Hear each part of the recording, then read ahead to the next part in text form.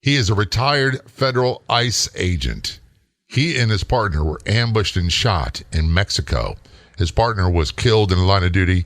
He barely survived with lifelong injuries. He's here to tell his shocking story about the assault and even more shocking, the treatment by the government afterwards. Welcome to the Law Enforcement Talk Radio Show. In the Law Enforcement Talk Radio Show, we are joined by special guests talking about their experiences, the realities of investigating crimes, plus those who have experienced horrendous trauma. Police, first responders, military, and victims of crime share their stories. Hi, I'm John J. Wiley. In addition to being a broadcaster, I'm also a retired police sergeant. Be sure to check out our website, letradio.com, and also like us on Facebook. Search for the Law Enforcement Talk Radio Show. You can find us on Facebook. Look for and like the Law Enforcement Talk Radio Show Facebook page. Calling us from the Dallas-Fort Worth area, we have Victor Avila on the phone. Victor is a retired federal agent from the ICE, or Immigration's Customs Enforcement, and he's also author of the book Agent Under Fire. Victor, thanks so much for being a guest on the show. Very much appreciated. Thank you for having me, John J. I appreciate it. And it is an honor to have you here. And by the way, before I forget, thank you for your service. It's very much appreciated. Thank you, sir. You've got a rough story to talk about, and there's really no way of sugarcoating this. Periodically on this show, we have law enforcement officers that are here to talk about really horrendous things they've been through. Others to talk about what it's like to investigate crimes. And then we have military men and women, victims of crime, other law enforcement officers, first responders, or family members, survivors, talking about traumatic incidents they went through and how it impacted their lives and what they did to build their new lives afterwards.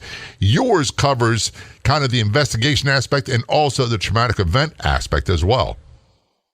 That's correct. Part of the identity that I lost after the shooting is just that in fact I was a special agent, a criminal investigator, and was successful at it in trying to defend our homeland.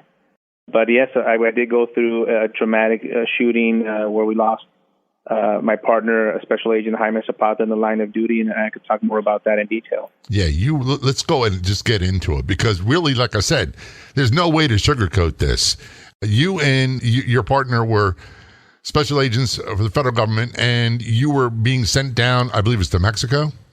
Yes, I was assigned there permanently as a U.S. diplomat, as an ICE agent to the U.S. Embassy in Mexico City. I had been there close to 2 years, and Special Agent Jaime Zapata had just arrived in the country on a temporary duty status just about a week before the shooting. This was in February of 2011, and we were sent on basically a botched assignment from Mexico City to travel up north to meet our ICE counterparts from the Monterrey ICE office to pick up some equipment from them. And the reason why I say botched is because we knew the intelligence about other insecurity, especially on Highway 57, which is the main corridor that runs this highway, I was very familiar with. I drove on this highway many other times, escorting other agents out of the country, and that was our main focus and main travel route to get out of Mexico into Texas. And we knew that the Zeta Cartel controlled the portions of that highway, and there was a lot of intelligence. As a matter of fact, the ambassador through the regional security office had issued an alert just weeks before prohibiting any U.S. personnel from driving on that highway for either business reasons or personal reasons. And unfortunately, my superiors there in my office ignored all those alerts and sent us on this assignment anyway. Far be it for any type of command staff to make blunders. According to them, they are faultless. It's always the agents or the officers on the street that make the errors. It's never from on high. And yes, I'm being sarcastic, but they sent you on this highway anyway, knowing full well all the intelligence reports that there was high potential for violence. Yes, and I still brought it up because when I was informed of the assignment a few hours before, which was very highly unusual. Usually we would go through an operational plan. We would go through a lot of planning, have backup, either other U.S. agents follow us in other armored vehicles, or have the Mexican federal police or Mexican military or escort us. And none of that was afforded to me and Agent Zapata. It was hurry up and go tomorrow, get that equipment and bring it back as soon as you can. And I challenged all those aspects of it because I hadn't been briefed. Apparently, they had been dealing with this and talking about it for several months, something that I wasn't privy to. And even though I brought up all the issues, they still ignored them. So it wasn't something that they weren't aware about. And especially our counterparts from Monterrey said, yeah, there's been a lot of firefights between the Zeta Cartel and the military and the police and other cartels. It's a hot zone, and we knew it. But after I challenged it, when you're ordered in the government, you're either you go or you're insubordinate, and I had no choice at that point. So we headed off the following morning on February 15th, 2011. We'll get back to that part of the conversation a little bit. I want to fast forward. You're driving into the lion's den, for lack of better words, and areas where the Zeta Cartel had been engaged in lots of violence, lots of firefights with Mexican forces, whether it be law enforcement or military, and you were driving into that. Right into it. And we did. We were able to make contact with our ICE counterparts, ICE agents, pick up that equipment, which was very large boxes that filled our armored Suburban all the way in the back, including having to lower the second row seats and the third row seats in order to accommodate the large boxes. On our way back, we were able to stop and have lunch. And that's the first time that I gave the keys to Special Agent Jaime Zapata to help me drive some of the way back. This is a total drive about almost 12 hours or more. And at that point, after he took the keys, within 15 minutes of him driving, 2 SUVs full of armed men blocked us in and forced us off the right shoulder of the highway and forced us to a complete stop. And once that happened, they stopped and surrounded the Suburban. They got out with their AK-47s, long arms, and handguns, and surrounded our Suburban, demanding for us to get out of the Suburban or to open the doors, which we refused to do. One of the shooters, one of the main guys, the main guy of that hit squad, if you will, opened Special Agent Jaime Zapata's door, he was in the driver's seat. Literally opened the door because the Suburban was programmed to unlock all 4 doors when you placed it in park. And he was able to swing the door open, but Agent Zapata immediately shut the door down, shut the door immediately, and then we were able to lock the doors. But while we locked the doors, the lock buttons and the window buttons were next to each other, and we inadvertently lowered my window on my side about 2 inches, an armored window. We didn't know that had happened. This was a lot of commotion and a lot of screaming going on at this time. Our hands are up closest to the front windshield, as you can imagine.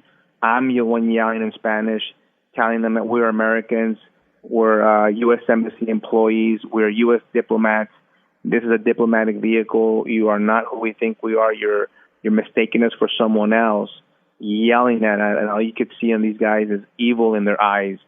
All they wanted us, and they kept on yelling, is get out, open the door, get out. They're yanking at the door handles. And without notice, 2 of the shooters, there was about 8 of them, by the way. By the way, we're going to take a short break. We are talking with Victor Avila. He is a retired ICE agent, also author of the book, Agent Under Fire. We return to our riveting conversation about what happened to him and his partner in Mexico. Don't go anywhere. We'll be right back. Remember when news was free? Be sure to check out the Newsbreak app. It's free. And be sure to follow the Law Enforcement Talk radio show and podcast on the Newsbreak app. Newsbreak is your #1 local news app for current events, free live news for you and your community. Download the Newsbreak app today for free. And be sure to follow the Law Enforcement Talk radio show and podcast on the Newsbreak app. That's the free Newsbreak app. Be sure to look for and follow the Law Enforcement Talk radio show and podcast. Return conversation with retired ICE agent Victor Avila. Victor, before we went to break, you're talking about you and your partner driving from Mexico City to Monterrey and then back on a mission. And there's a lot of faux pas with this we'll talk about later on. But when we left, you guys got hijacked basically on the side of the road by two vehicles, and you're in an armor protected, I hate to use the word bulletproof because they're really not, but a bullet resistant big vehicle. And one of your windows was inadvertently rolled down a bit. People are yelling, screaming. I can't even begin to imagine the terror, the sound, the chaos that was going on. And you said there's about 8 guys all armed with long rifles? That's right. And they were able to introduce on that window that had lowered down on my side an AK-47 and a handgun right by my head. I immediately raised the armored window that caught both barrels of the weapons, and I see them wiggling the firearms, and eventually, without any notice, they opened fire into the cabin of the Suburban, striking Jaime Zapata several times on his right side, striking me 3 times, once in the chest and twice in my left leg. We were confined to that front cabin area because, remember, the boxes were all the way to the back of our seats, and so there was no way to jump to the backside of the Suburban. And I tell Jaime, go, go, go. He almost immediately, he got hit. What ended up being the fatal wound with an AK-47 on his left leg. And I was able to put the Suburban in gear, slammed his leg on the gas, and we crashed the first SUV that was blocking us, trying to get out of the X and get our Suburban back on Highway 57 to escape. But really, the Suburban basically just rolled into the median and stayed there. They destroyed it at that point. I was able to raise the complete window after that, and they sprayed over 100 rounds of shooting at it from on right side. And you mentioned bullet resistant, and that's a great point because a lot of those rounds came in through the back and were stuck in those boxes of equipment all the way to the back of our seats that never got to us. And eventually I see one of the SUVs leave. I have very limited visibility on my side because the windows, these armored windows, turn to kind of snow on the inside, and you can't see out. I was looking through the crevices. I see the second SUV leave, but it does a U-turn, comes back, parks in front of the SUV. Two shooters come out. They stare at me. They stand in front of the hood of our Suburban. They stare at me, and I stare at them, and they open fire into the front of the windshield with their AK-47s, trying to penetrate the armored glass, the bulletproof glass, and shooting tremendous amounts of rounds. And, I just froze her at that point. They run back into the SUV and leave. At that point, I still hadn't really realized where I had been shot until I make a phone call to the U.S. Embassy. And people can find this phone call. It's recorded and it's online. And they can also see pictures of the Suburban of how it ended up if they just Google my name. Embassy answered. I was transferred to the regional security office where the diplomatic security special agents got on the line, and then eventually my coworkers from the ICE office got online and was, as you can imagine, trying to tell them where I was. We were stranded in the middle of Highway 57, and I didn't know exactly where we were at, the kilometer marker. I was able to then call the only Mexican federal official that I trusted at that point, which is the head of our vetted unit. He was able to dispatch a helicopter from Mexico City. And it took about 40 minutes, which is a long, long time to be on that highway until the cavalry showed up. You were there, Federal police and army, with your partner basically deceased, and you were bleeding out for 40 minutes. Yes. I tried to attend to him and his wound. I tried to, as much as I could. I remember shaking him, trying to keep him awake. And then it was my friend on the line telling me, you have to physically check yourself, because I had a lot of Jaime's blood on me, and I had a lot of blood on mine on myself. And I had a lot of shrapnel and glass that had cut my face. And so I physically took my hand and found my wound on my chest, and then I saw my leg. And so here I was. I took my belt off and did a tourniquet off of it with my belt to save my leg. And it was just, chaotic on the phone with the helicopter pilot. It was chaotic until they finally showed up and flew us to the local hospital there in the state of San Luis Potosí. And that's when the real fear, which is people don't believe me when they say, were you afraid during the shooting? I actually didn't have time to be afraid. Right. When we were I going get that because your adrenaline is going nonstop, so you don't have time to really think and process stuff. But man, afterwards, oh my gosh. Afterwards is when I was petrified to go to the hospital, because I've worked the cases where the cartels go to the hospital and finish people off. And the Zeta Cartel are known for not leaving any survivors, and I was just afraid that they were just going to kill me at the hospital. They took Agent Zapata to one trauma room. They took me to another. I refused any medication. I refused an IV.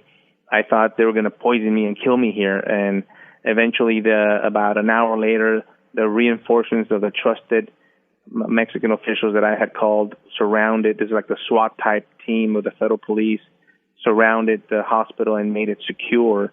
And that was the first bit of sigh of relief until the first Americans showed up about 4 hours later.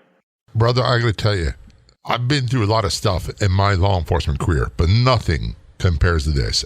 The top of my head, the first thing that came to my mind, it's horrifying when you explain afterwards what happened.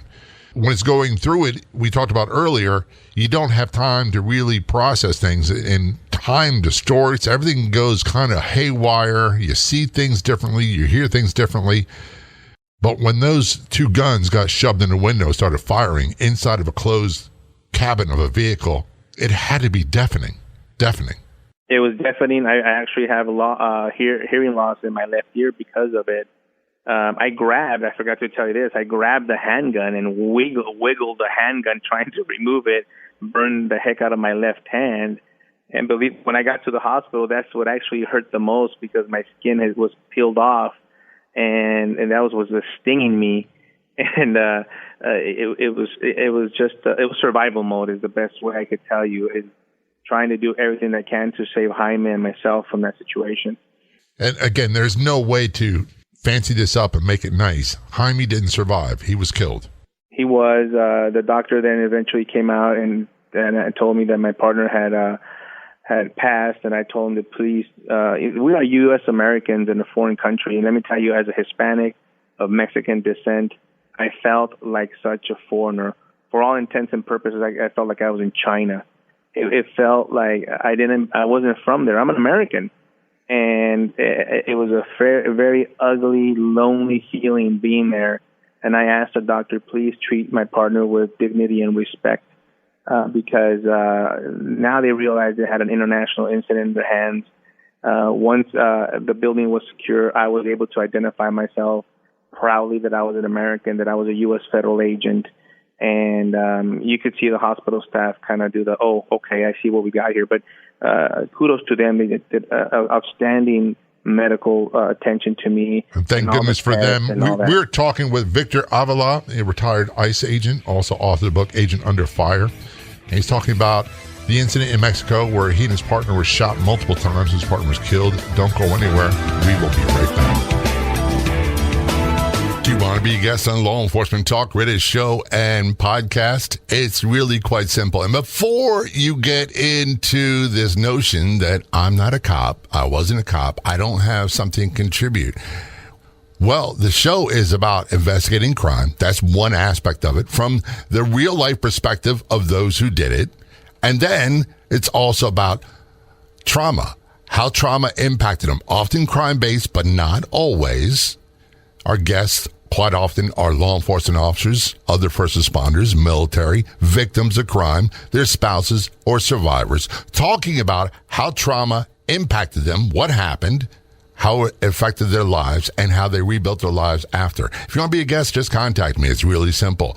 Send an email to jay@letradio.com. That's jay@letradio.com. Or go to letradio.com and the Contact Us page, and you can get me right there as well.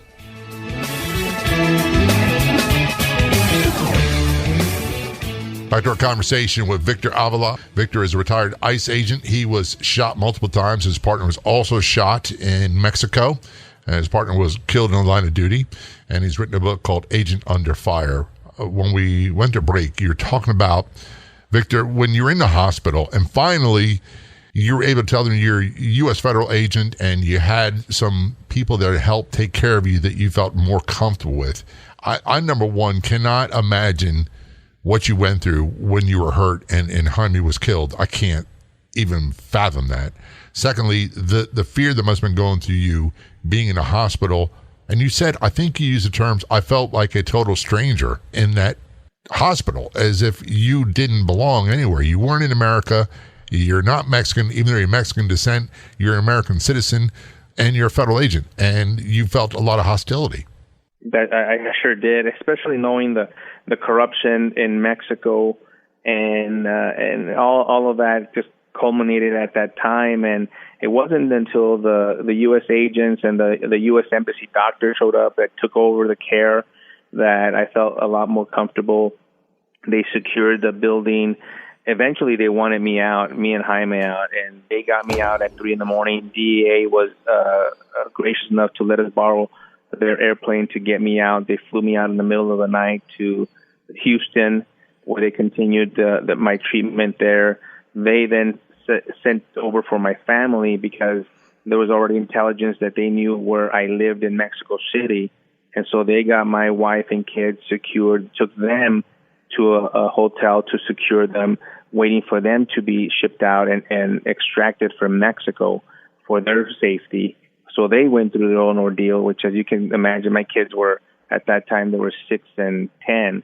And so they went through their own trauma. About 2 days later, from Houston and from Mexico City, we were reunited in El Paso with my family. And then the second nightmare of which is what I call it, the aftermath of the shooting, it really begins because, unfortunately, my agency was just not prepared, did not know what to do with me. My family and I got the short end of the stick for whatever reason. One is possibly because 2 of the weapons that were used against us were part of Operation Fast and Furious. And if people don't know what this is an operation under the Obama administration and Attorney General Eric Holder that allowed weapons from the U.S. to be walked or be allowed to go into Mexico without any further development or taking anybody down. And so there's thousands of weapons that made it into Mexico under the ATF supervision. 2 of those weapons were used to attack us and kill Special Agent Jaime Zapata, along with Agent Brian Terry 2 months before, the Border Patrol agent that was killed in Arizona. So maybe because of that, there was a lot of bad issues that we ended up in Washington, D.C. because they didn't want us nowhere near the U.S.-Mexico border. I did my physical rehabilitation in Washington. We had to find a place for my kids to go to school. My wife and I, with no one's help, had to find a place to live, had to find how to re-enroll our kids into school. So I always tell people this way: you left your house this morning and you're never going to go back. All you had on with you was the clothes on your back. That's it. And all of a sudden you're somewhere else. What do you need? Well, you need a toothbrush. My kids needed school supplies. We needed jackets. It was 72 degrees in Mexico City. It was snowing in Washington, D.C. And we needed clothing. We needed an apartment. We needed a pantry. We needed, everyday living stuff to just continue our life. Plus, I was in a wheelchair. I was going to say that. This is on top of trying to rehab from horrible injuries. Going through that alone. I hate moving. Let me tell you, brother, I despise moving. It's one of the most distressful things in my life. Having to pick up my family and my kids and move to another city and have no one help you, and you're in a wheelchair recovering from being shot multiple times, and your partner was killed, and no one helped you is unforgivable. No one. My agency, to this day, as I speak to you, many expenses of thousands and thousands of dollars have never been reimbursed. Eventually, we found a place. I was able to do my rehab in Washington, D.C. And then all I wanted, I still had that mentality. I just wanted to go back to work. I sought out an assignment in Spain. They issued me to be the assistant attaché at the U.S. Embassy in Madrid. They gave me that. My family and I just wanted to leave. We left thinking we were going to be out there for 3 years, let it all calm down. But 19 months later, they said, you got to get out, you got to leave Spain and go find a place to live in the U.S. Well, they wouldn't tell me where I could or could not go. I was still concerned about my safety. Long story short here, we ended up in Denver, Colorado, but I wasn't going to the office. They didn't want me in the office. They took my gun. They took my car. They erased my U.S. law enforcement call sign. As people know, an agent and police officers have an official call sign, a number. They erased that. They erased my email. And so I'm an active employee without any access whatsoever, sitting in my living room in Washington, in Denver, Colorado, and still suffering from PTSD, suffering from a lot of issues, still physical issues. I ended up getting shoulder surgery. I had a procedure yesterday on my back, John Jay. I still have issues in my hip and my lower back from my leg. But all that was still going on, and, it was very hard to deal with that. And so the only remedy that I had was to seek a retirement. They denied an early retirement. I had close to 20 years of service. And so the only thing I could go was a medical retirement. And so in 2015, I was granted that with the help of a congressman. And so I separated from service back then. Well, first off, I got to say this. I'm thankful for the people that made the body armor for the vehicle you're in. Not body armor, the bullet-resistant glass for the armored vehicle you're in. I'm thankful for the medical staff that took care of you. And I'm thankful for you surviving to tell your story. And I feel horrible for what you went through, what Jaime went through, and I really feel horrible for what your family's gone through, because that's an unspoken part of the equation that a lot of people don't hear about. They love to pass judgments about law enforcement, and they never consider the impact of these horrific events on their family members. So please, before I forget, wish your spouse and your children the best for me, and tell them I said thank you as well. What was the extent of your injuries? So I had an open chest wound from the gunshot, and then my legs, one on the top and one in the bottom shin area. The one on the top, they never removed the bullet. It's still there as I talk to you today, because it was too intrusive to go in there and dig it out and cause too much damage. So they just left it there. It's encapsulated. Once a year, I get an X-ray, make sure it hasn't moved. But I suffer from chronic lower back pain and issues with my left leg. I walk fine. I'm mobile. I thank God every day that I am. But I do continue to get treatments. Yesterday, I got what they call an RFA, treatment on my lower back, and I continue to have those. I suffer from hyperhidrosis. My sleeping pattern is a lot better than it was years ago, and so everything has progressed, and I'm in a very good place now. But it was because of a lot of counseling, of a lot of treatment, and most importantly, the support of my wife and my family and my kids. It was a horrible and very dark days after the shooting for several years that a lot of people don't understand. People ask me which one was worse, the shooting or the aftermath, and I really have to think about it, because the aftermath continued on for years, while the shooting was a moment that happened. And to some respects, it's still going on today. We returned our conversation with Victor Avila, who's a retired federal agent for ICE, also authored book, Agent Under Fire. We're going to talk about his rehabilitation, what it took to get to where he's at today, and the outcome, and of course, what inspired him to write the book. Don't go anywhere. We will be right back. For those of you who are a fan of podcasts, check out the Podcast Zone on Facebook. Do a search on Facebook for the Podcast Zone. Look for the green logo and be sure to click like and follow. You'll find a wide variety of great podcasts, all free, audio and video.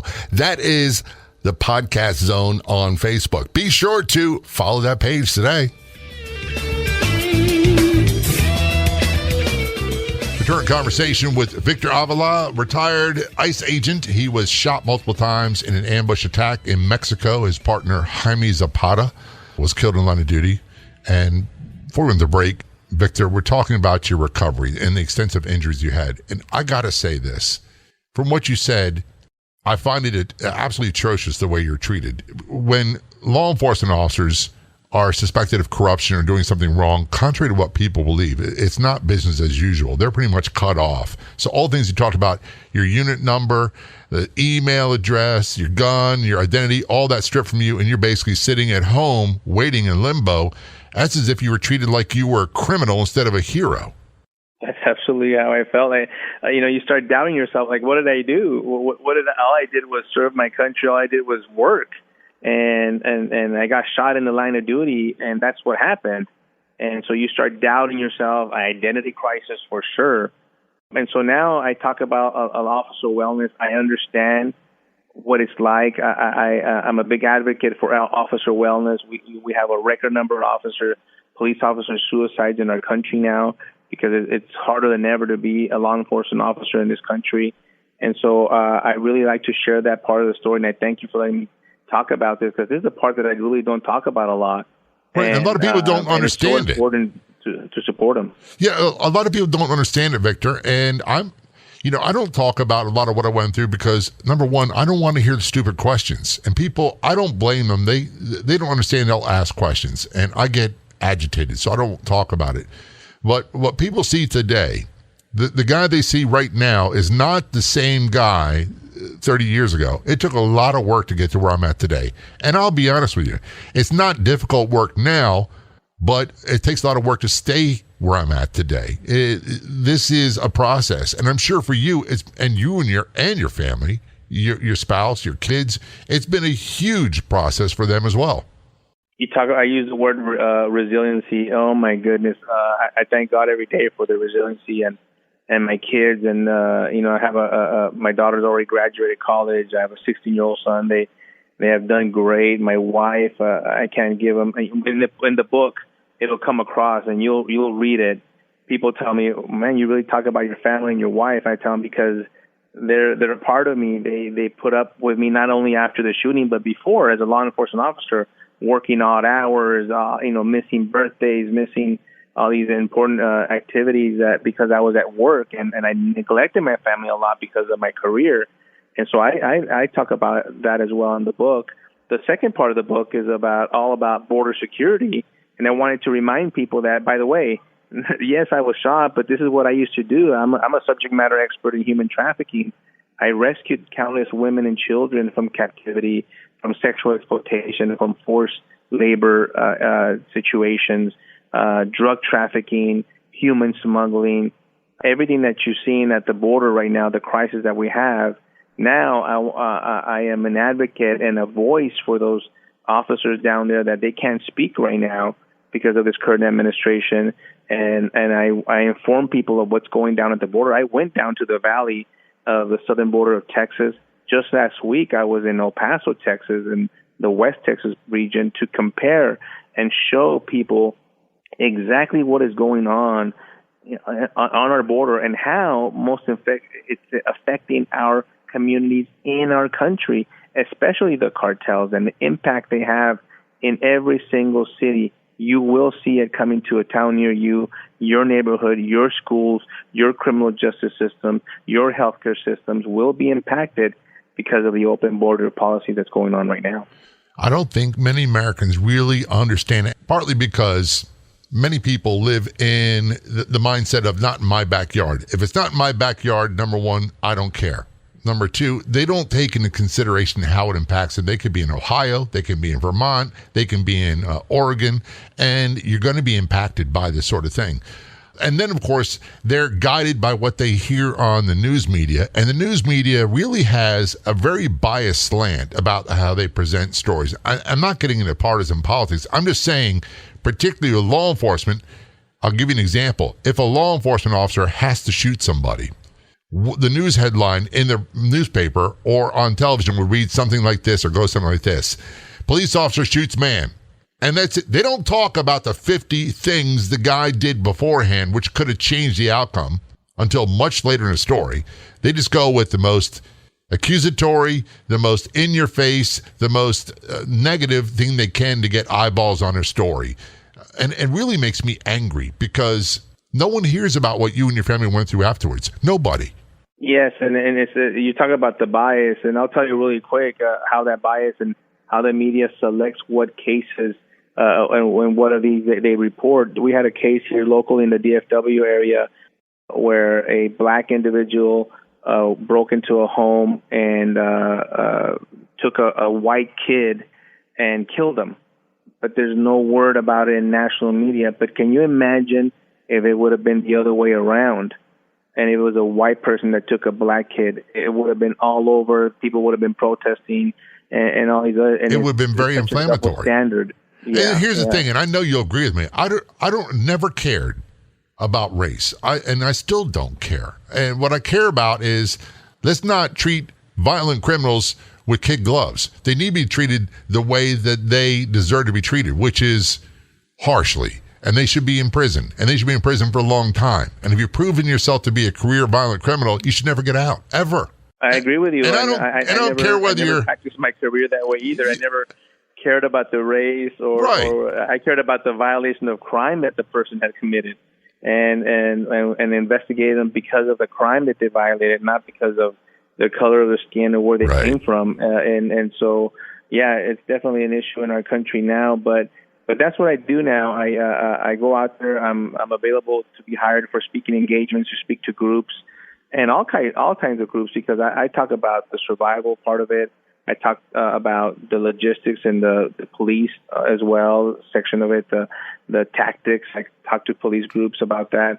And I also talk about my faith. I do believe that I'm here by the grace of God, and I shared my faith in it as well. So I'm available for that. And people could learn more about me on my website at agentunderfirebook.com. They could go there and look for me and sign me up or get in touch with me to get me to go speak to their group, or of course order the book through the website as well. What motivated you to write this book? That had to be a difficult thing for you to do. It was, and it was when I wrote the book. I had to put the story down on paper. First of all, to inform people that in fact you have had a U.S. federal agent killed in the line of duty outside of the United States, which the last time that happened in Mexico was in 1985 with DEA agent Kiki Camarena, when he was kidnapped and tortured and murdered. And DEA did a great job of, still to this day, of keeping his memory alive. But my agency has done a very poor job of doing that at Jaime Zapata. My duty and my obligation as a survivor is to keep his memory alive and his sacrifice to our country. That was the main reason why I wrote it. I go into detail with the shooting. There's a lot more that I didn't mention during this interview, but I go into detail. The book is very personal. I tell the reader who I am, go into detail about my career and my assignment in Mexico, of course, the shooting. And then the second part, I offer solutions, everything that we're talking about, the border, the wall, sanctuary cities, asylum, everything that you're seeing happening today. It's not just repeating the problems, but actual solutions from a person that has been there and done that and investigated a lot of these crimes. Your book is called Agent Under Fire. Did you find it therapeutic when you wrote about what happened in your recovery afterwards? Definitely therapeutic. Tough at times when you go back, and it's funny when, even though I've been through it, but once you put it pen to paper and you write it and you read it back, it's tough. It's difficult even for my wife, believe it or not, has not been able to read that chapter of the book. And you will go through emotions with my book. You will cry. You will be angry. It will hopefully call you to a cause for action to do something. And people ask me, what do I do? What can I do? Well, I tell them it's simple. Get involved in your local community. Go to your local city council meeting. Go to your local school board meeting. Go to your county commissioner's meeting. Be involved in your community, because all politics eventually are local, and that's where you can make an impact on the decisions that these elected officials make. Look at what's happening around the country in Portland and all these other places. All these decisions of whether they hold back the police, or whether they arrest individuals that are rioting, it all comes down to the mayor and the city council people that make these decisions. And where is it? We're running out of time. What is your website again, where people can get the book and more information about you? agentunderfirebook.com. And you want to order the book directly through Amazon.com or BarnesandNobles.com, you could do that as well. If you visit my website, you'll learn a little bit more about me, and you can also look for me to hire me for a speaking engagement. Victor, thanks so much for your service, and really thank you for being a guest on the show. It's all very much appreciated. Thank you for the time today, John Jay. I'd like to thank our guests for coming on the Law Enforcement Talk Radio Show. The Law Enforcement Talk Radio Show is a nationally syndicated weekly radio show broadcast on numerous AM and FM radio stations across the country. We're always adding more affiliate stations. If you enjoyed the podcast version of the show, which is always free, please do me a favor and tell a friend or two or three. I'll be back in just a few days with another episode of the Law Enforcement Talk Radio Show and Podcast. Until then, this is John J. Wiley. See ya.